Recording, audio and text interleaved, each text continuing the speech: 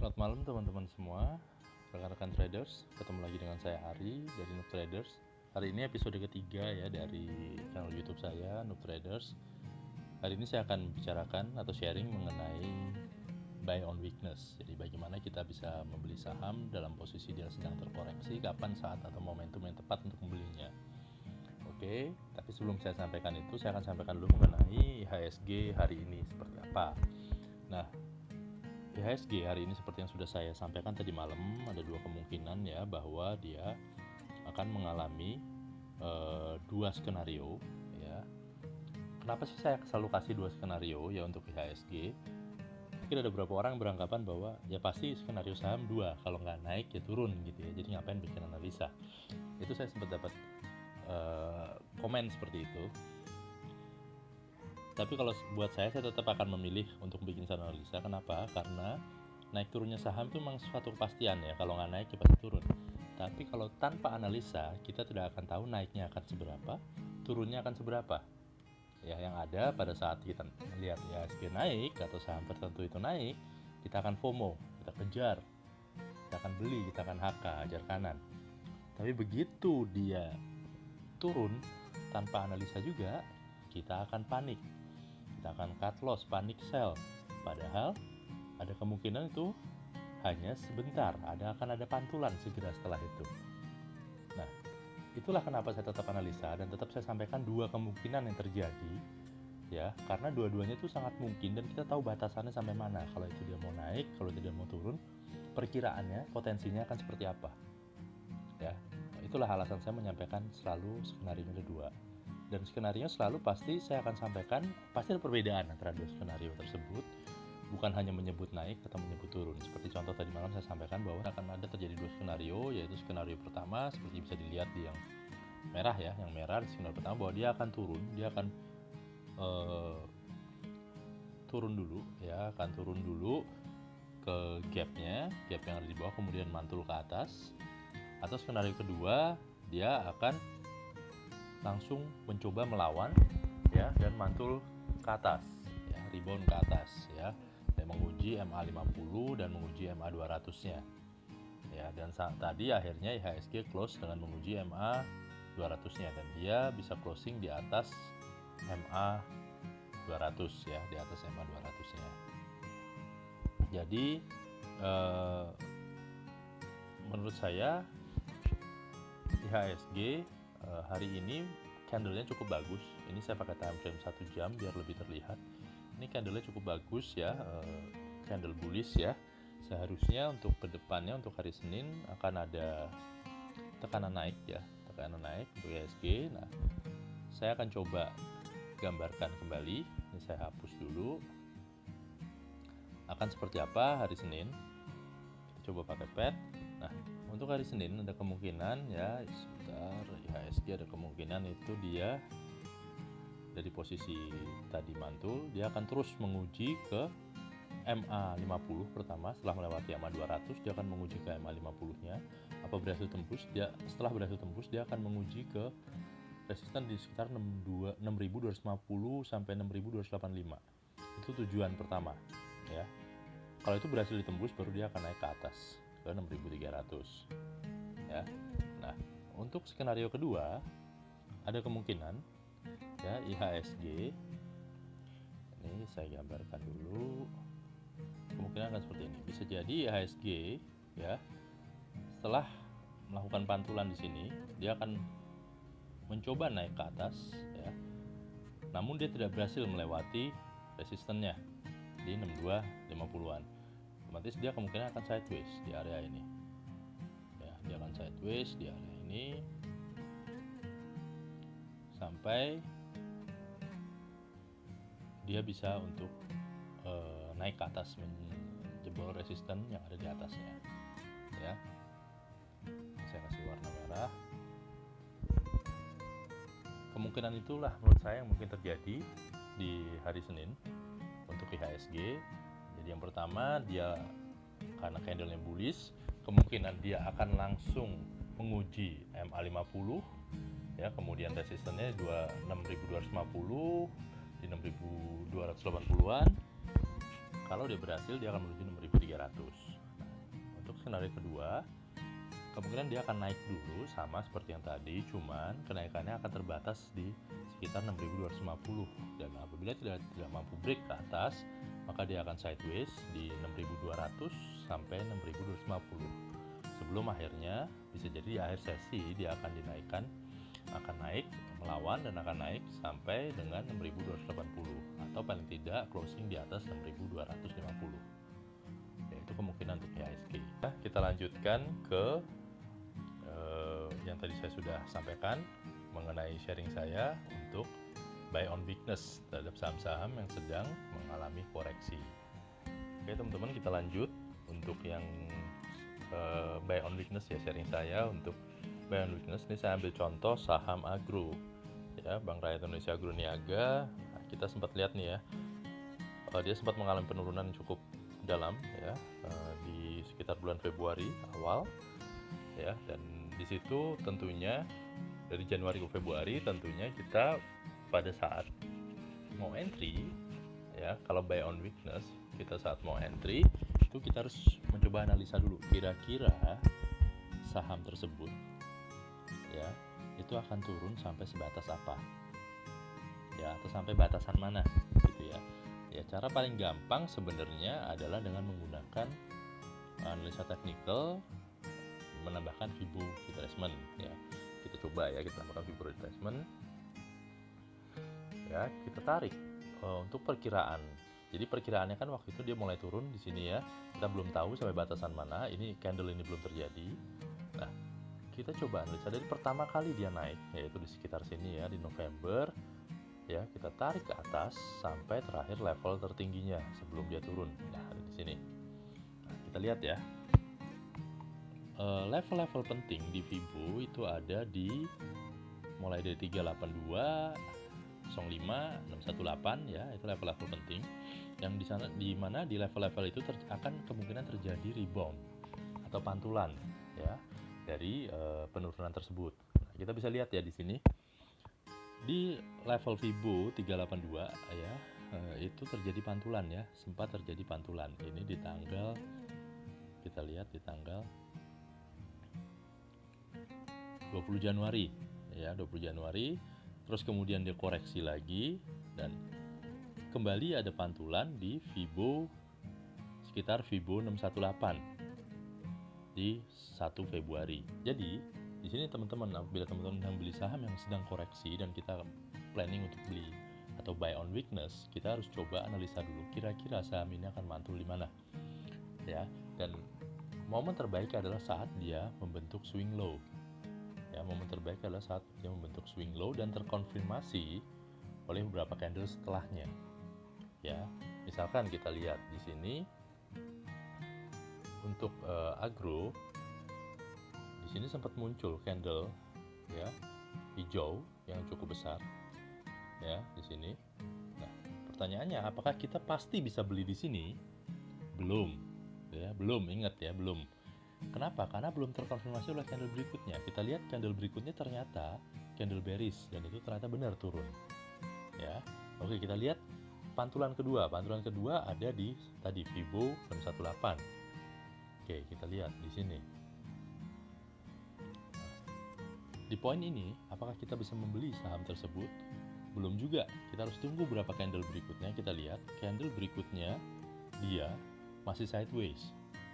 Belum confirm kalau itu membentuk swing low ya, karena dia masih sideways. Jadi kita wait and see dulu ya, kecuali kita mau spekulasi beli di saat itu bisa, karena posisi sideways ini juga mengindikasikan sedang ada konsolidasi ya, konsolidasi untuk melanjutkan kenaikan ya. Jadi ada dua kemungkinan dia ya. Umumnya apabila kondisi dia sideways itu ada konsolidasi, kemungkinan dia akan naik tinggi ya. Jadi apabila teman-teman spekulasi buy di situ boleh ya, atau teman-teman bisa menunggu konfirmasi. Nah, konfirmasi ini terjadi di tanggal, kalau kita perhatikan di sini, di tanggal 8 Februari. Jadi dia sempat sideways dari 1 Februari sampai dengan 8 Februari. Kemudian baru ada konfirmasi candle berikutnya yang lebih tinggi dari candle bullish, yang lebih tinggi dari candle swing low yang dia membentuk swing low-nya, itu konfirmasi. Jadi teman-teman ya. Jadi bisa dilihat juga di sini terletak ada MA 50-nya. Jadi dia benar-benar berada di posisi di atas, closing di atas MA 50-nya. Jadi itu suatu konfirmasi bahwa ada bullish reversal di agro. Jadi momen tepat teman-teman beli adalah di saat tanggal 8 Februari sebenarnya, karena itu sudah confirm ya.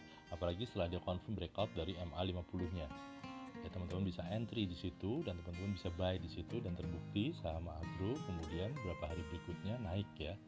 Naik dan sempat sideways kembali, kemudian naik kembali, dan hari ini pun dia juga terkonfirmasi kembali naik. Jadi selama agro masih di atas MA 50-nya dia masih aman ya. Jadi itu tadi sekilas ya bagaimana cara kita menentukan buy on weakness. Jadi kita tidak bisa asal membeli saham yang sedang turun. Misalkan pada saat di tanggal di sini ya dia mulai ada penurunan di tanggal 14 Januari, teman-teman lihat saham agro setelah mencapai titik tertingginya dia turun ya, 2 hari dia turun, terus teman-teman karena berpikiran bisa buy on weakness tanpa ada analisa, teman-teman beli di saat momen penurunan kedua tersebut atau hari kedua tersebut. Ternyata apa? Ternyata saham agro masih turun ya, saham agro masih turun, dan kemudian ada pantulan nih, ada pantulan di Fibo 382 nya di tanggal yang Fibo 382 nya itu di tanggal 20 Januari. Nah, teman-teman langsung FOMO beli lagi tanpa ada analisa, padahal itu belum confirm sebagai bullish reversal. Kenapa? Karena seperti saya bilang, swing low yang terbentuk di situ belum confirm, karena candle berikutnya itu adalah candle bearish yang mengindikasikan kembali tekanan turunnya cukup besar. Ya, dan terbukti akhirnya dia turun berturut-turut ya sampai ke tanggal 1 Februari. Nah, di sini ya di tanggal 1 Februari dia akhirnya muncul candle kembali, tapi itu juga belum confirm karena candle berikutnya masih belum lebih tinggi ya dari candle hijau yang terbentuk di tanggal 1 Februari. Itu yang saya bilang di sini teman-teman bisa spekulasi buy sebenarnya, karena sebenarnya belum confirm, tapi spekulasi buy dalam artian kita lihat dalam beberapa hari dari 1 Februari sampai dengan 8 Februari dia sideways, dan umumnya harga saham setelah mengalami penurunan dan dia sempat membentuk swing low dan dia sideways ya dalam beberapa hari, dan terakhir menunjukkan candle hijau ya, menunjukkan candle hijau, candle bullish, dia ada kemungkinan untuk kembali naik. Nah, disitulah momen penting yang teman-teman harus perhatikan. Tanpa analisa teman-teman tidak bisa melihat itu. Tanpa analisa teman-teman seperti orang buta yang sedang membeli satu saham yang taunya hanya bahwa saham ini turun potensi naik. Ya, semua saham turun pasti naik ya, kemungkinan akan seperti itu, kecuali memang saham yang benar-benar saham yang tidak ada fundamentalnya sama sekali, yang saham yang digoreng, benar-benar digoreng habis-habisan, diturunin ke 50, naikin ke 100, turunin lagi ke 50, yang bisa jadi bertahan di 50 sampai berbulan-bulan atau bertahun-tahun, tidak tahu kapan naiknya lagi. Beda ya kalau saham seperti ini agro, paling tidak teman-teman bisa prediksi ya, tapi ingat prediksinya pakai analisa, bukan pakai feelingmologi atau bukan pakai katamologi, kata si A, kata si B, kata si C. Analisa sendiri, teman-teman harus mandiri untuk menganalisa sendiri, karena dengan analisa sendiri teman-teman bakal tahu kapan saatnya entry, kapan saatnya nanti taking profit, kapan saatnya juga stop loss ya. Contoh di sini misalkan 8 Februari teman-teman beli, pada saat teman-teman sudah beli di situ teman-teman bisa menentukan stop lossnya. Misalkan dia tutup di close di sini di harga, coba kita lihat di harga berapa ini, 955 ya, di 955 teman-teman bisa tentukan nanti stop loss teman-teman ada di mana. Yang terbaik adalah teman-teman ambil stop loss di bawah ya, di bawah MA 50-nya, yang garis merah ini, garis merah di bawah MA 50-nya, atau di bawah swing low-nya ya, ada dua. Teman-teman bisa cut loss di area di sini ya, di bawah di area swing low-nya sini, atau di area di bawah MA 50-nya ya, bisa di sini di 870 misalkan teman-teman cut loss di situ, stop loss di situ, atau bisa lebih dalam lagi di 790. Karena ada kemungkinan agro masih ada kenaikan yang bisa kita prediksi dia akan kembali ke harga tertingginya di 1675. Ya, jadi kemungkinan itu bisa kita pastikan dengan kita melakukan satu analisa, atau paling tidak kita punya analisa yang baik sehingga kemungkinannya akan menjadi lebih besar dibandingkan kita hanya menebak-nebak. Oke, sekarang coba saya bersihkan dulu drawingnya. Nah, sekarang setelah kita tadi beli di situ, kita tadi beli di range 955 sepertinya di sini ya. Nah, kita pengen tahu agro ini perkiraan akan naik sampai sebatas apa ya, untuk kita menentukan nanti TP kita di mana. Oke, kita tarik lagi garis Fibo dari atas level tertingginya dia sebelum turun sampai level terendah saat turun di sini. Jadi saya sempat bilang ya bahwa ada level-level penting di Fibo ini, salah satunya 382, 05 dan 618 ya, 38,2%, 50%, 618. Ini mengindikasikan bahwa saat ini agro sudah berada di level 38%. Jadi teman-teman bisa lihat ya, di sini bisa diprediksi bahwa saat ini agro sudah mengalami kenaikan sebesar 38,2% dari penurunan terakhirnya. Ya, jadi di situ ada poin-poin penting, yaitu di 38,2, 50, 618 itu adalah garis-garis resisten yang harus dilewati dan cukup menjadi resisten kuat harus dilewati oleh agro. Terbukti sempat di 382 agro sideways di situ. Dia belum bisa menembusnya, baru pada hari ini dia bisa menembusnya, dan kemungkinan di minggu depan dia akan menguji Fibo 50% ya, atau di 12.15. Apabila itu berhasil dijebol juga, dia bisa ke 618 di 13.20. Jadi teman-teman bisa TP1 di pertama di 618 di 13.20, kemudian TP2 di 14.75 dan TP terakhir di 16.75. Disesuaikan saja dengan trading plan teman-teman.